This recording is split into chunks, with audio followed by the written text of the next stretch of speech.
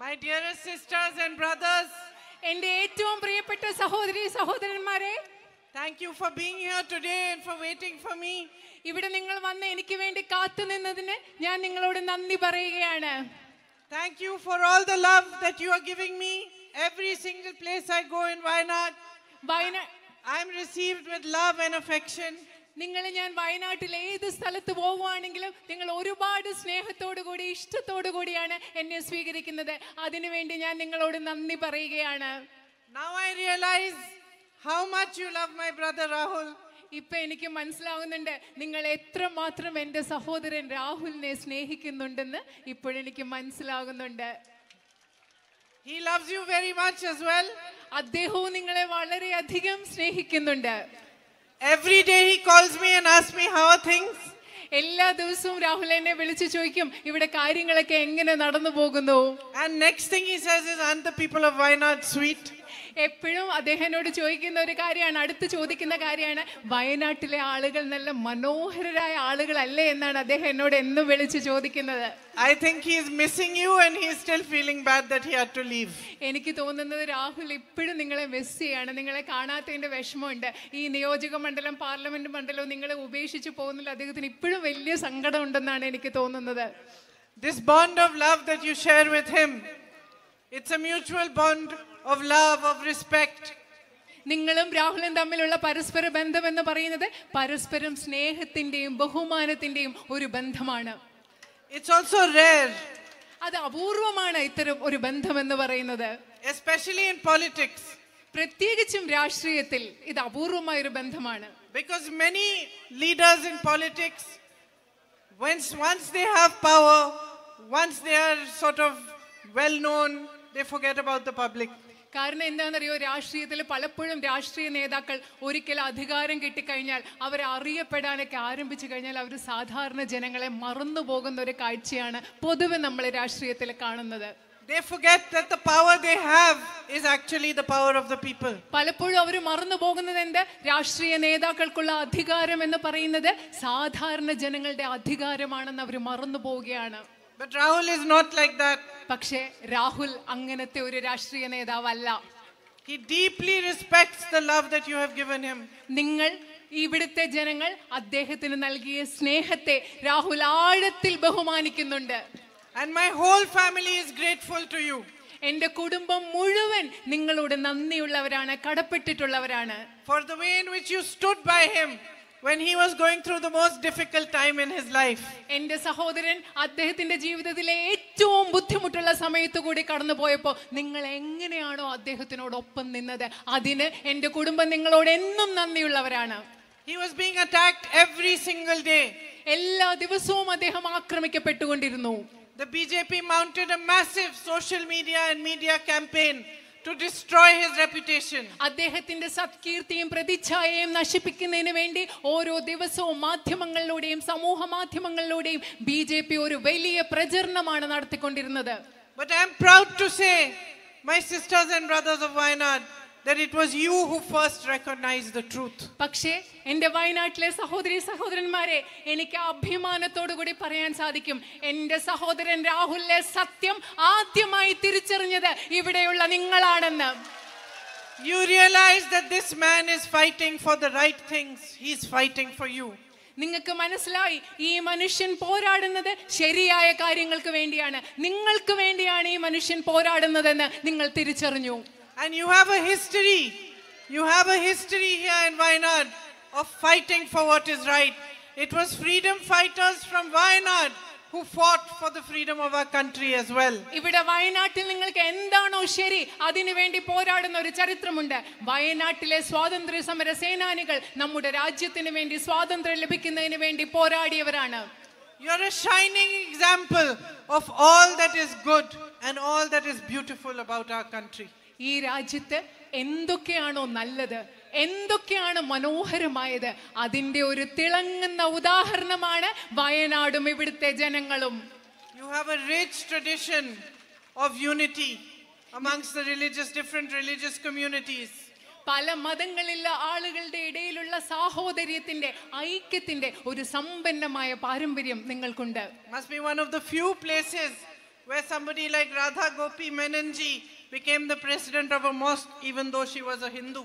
നിങ്ങൾക്കറിയാം, ഈ രാജ്യത്തുള്ള ചില അപൂർവം ചില പ്രദേശങ്ങളിൽ ഒന്നായിരിക്കും ഉദാഹരണത്തിന് ശ്രീ ഗോപി മേനോൻ എന്ന് പറയുന്ന വ്യക്തി ഒരു മോസ്കിന്റെ പ്രസിഡന്റായ അപൂർവ സ്ഥലങ്ങളിൽ ഒന്നായിരിക്കും ഇത്. And from here itself so much social service and so much good work has been done. ഇവിടെ തന്നെ ഒരുപാട് സാമൂഹ്യ സേവനങ്ങളും സമൂഹത്തിന് വേണ്ടിയുള്ള നല്ല പ്രവർത്തികളും ഒരുപാട് ഇവിടെ നടക്കുന്നുണ്ട്. I just came from Haji Sahab's house. Jamal Muhammad Sahab dedicated his life to service.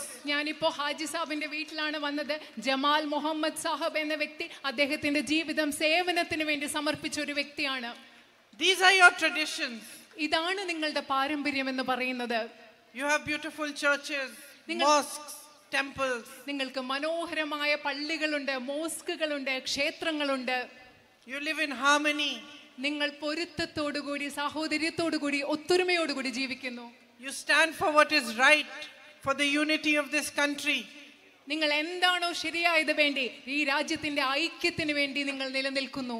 And for the values on which our constitution was made. നമ്മുടെ ഭരണഘടന എന്തൊക്കെ മൂല്യങ്ങളുടെ അടിസ്ഥാനത്തിലാണോ നിർമ്മിക്കപ്പെട്ടത് അതിനു വേണ്ടി നിങ്ങൾ നിലകൊള്ളുന്നു. For me, there can be no greater honor than to represent the people of Wayanad. വയനാട്ടിലെ ജനങ്ങളെ പ്രതിനിധീകരിക്കുക എന്നതിലുപരിയായി എനിക്ക് ഇതിലും വലിയ മറ്റൊരു ആദരവ് ലഭിക്കാനില്ല എന്ന് ഞാൻ നിങ്ങളോട് പറയാൻ ആഗ്രഹിക്കുന്നു. This land has immense potential. ഈ ഭൂമിക്ക്, ഈ നാടിന് അപാരമായ സാധ്യതകളുണ്ട്.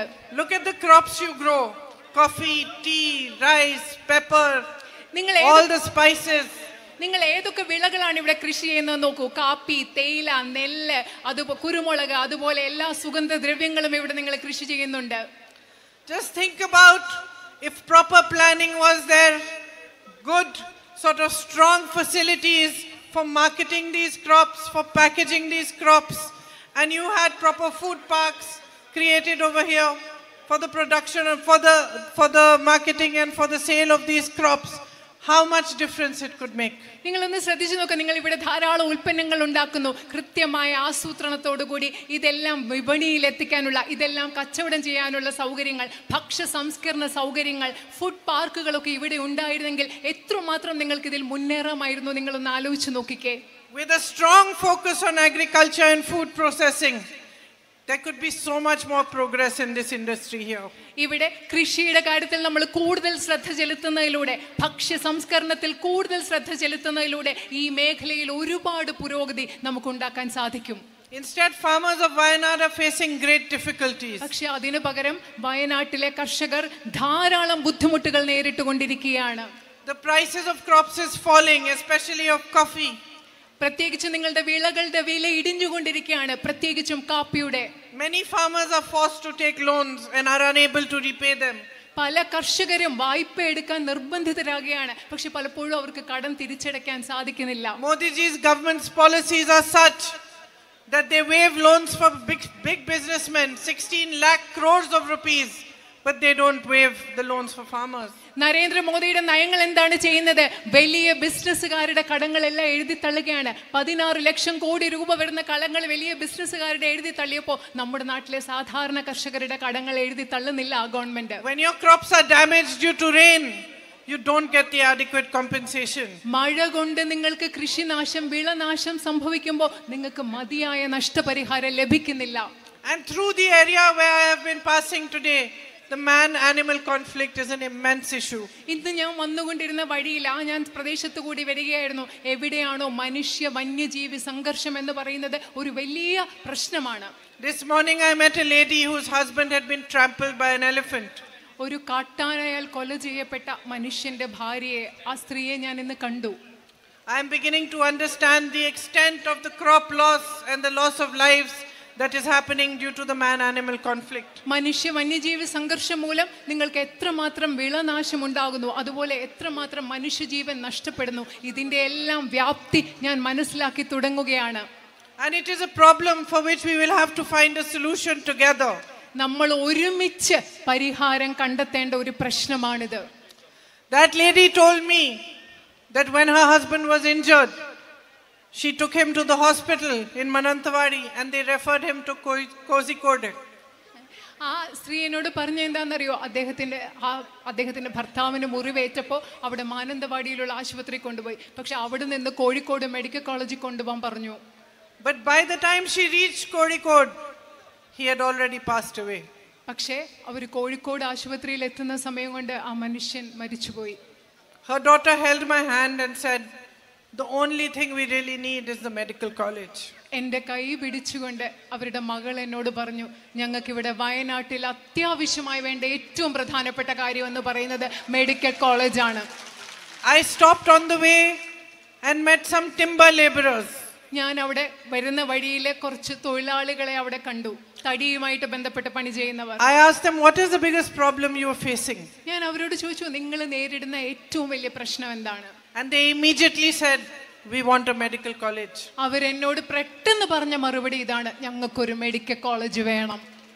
Before I came here, a lady who I have worked with for many years, who's a nun, a sister in the Mother Teresa's missions, she called me. She said, I am from Wayanad, and all I'm asking you, Priyanka, is that if you go there, you must fight for the medical college. ഞാൻ ഇവിടെ വരുന്നതിന് മുമ്പ് mother തെരേസയുടെ സന്യാസ സമൂഹത്തിൽ എന്നോടൊപ്പം ജോലി ചെയ്യുന്ന ഒരു സിസ്റ്റർ, ഒരു കന്യാസ്ത്രീയായ സിസ്റ്റർ എന്നെ വിളിച്ചു. ഞാൻ ആ സിസ്റ്ററിനെ കണ്ടപ്പോൾ എന്നോട് പറഞ്ഞു, പ്രിയങ്ക, നിങ്ങൾ വയനാട്ടിൽ പോവുകയാണെങ്കിൽ നിങ്ങൾ പോരാടേണ്ടത് ഒരു കാര്യത്തിന് വേണ്ടിയാണ്, അത് അവിടുത്തെ മെഡിക്കൽ കോളേജിന് വേണ്ടിയാണ്.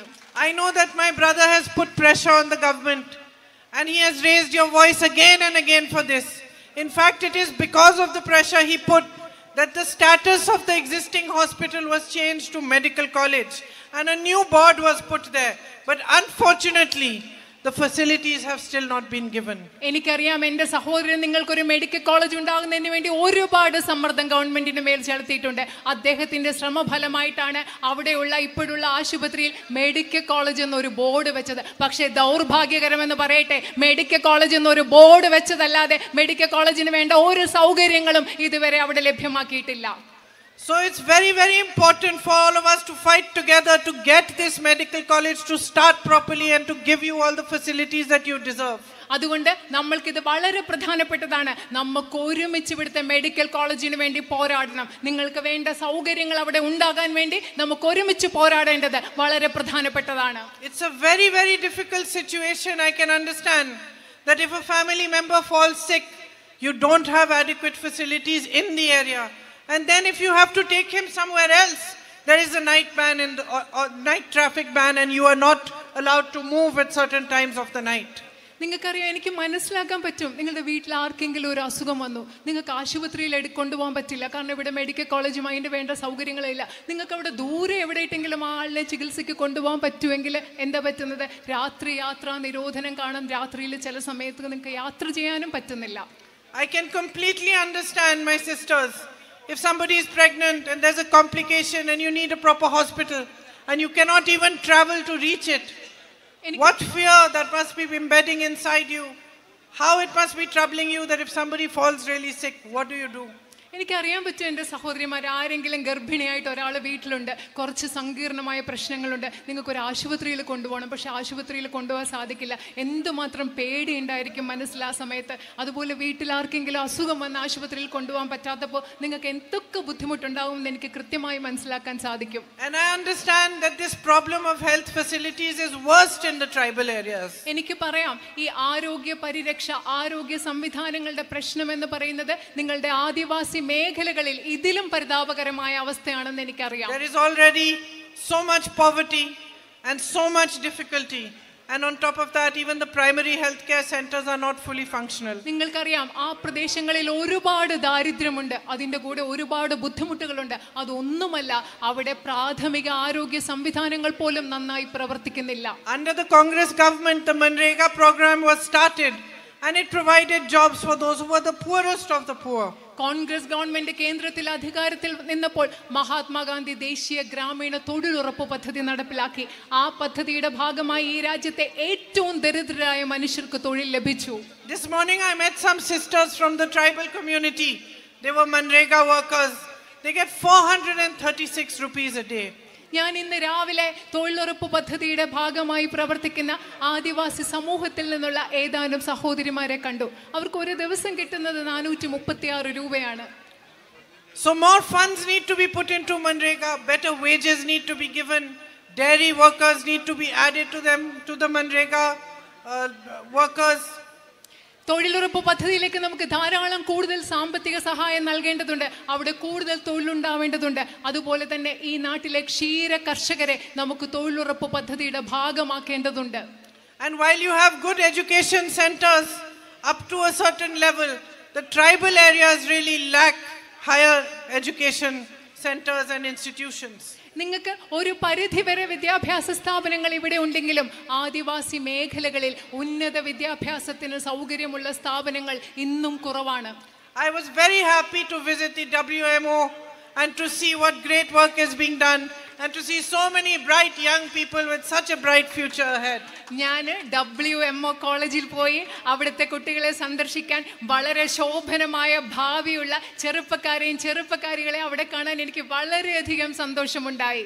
But we need more institutions still. പക്ഷേ നമുക്ക് ഇനിയും കൂടുതൽ ഇതുപോലെയുള്ള വിദ്യാഭ്യാസ സ്ഥാപനങ്ങളുടെ ആവശ്യമുണ്ട്. My brother worked hard. He provided buses for ambulances and schools in tribal areas and mobile health vans to do the primary health care at least. He also inaugurated some smart Anganwadis to help the people in the tribal areas. എൻ്റെ സഹോദരൻ ആദിവാസി മേഖലകളിൽ ബസ്സുകളും വാഹനങ്ങളും ആംബുലൻസുകളും school ബസ്സും നൽകുന്നതിന് വേണ്ടി അദ്ദേഹം വളരെയധികം കഠിനമായി പരിശ്രമിച്ചു. അതുപോലെ തന്നെ അദ്ദേഹം ഇവിടെ ചില സ്മാർട്ട് അംഗനവാടികളും ആരംഭിച്ചു.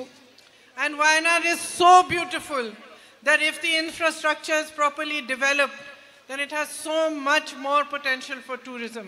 വയനാട് വളരെ മനോഹരമായ ഒരു നാടാണ്. ഇവിടുത്തെ അടിസ്ഥാന സൗകര്യങ്ങൾ ഇനിയും നമ്മൾ വികസിപ്പിച്ചാൽ ടൂറിസത്തിന്റെ വിനോദസഞ്ചാരത്തിന്റെ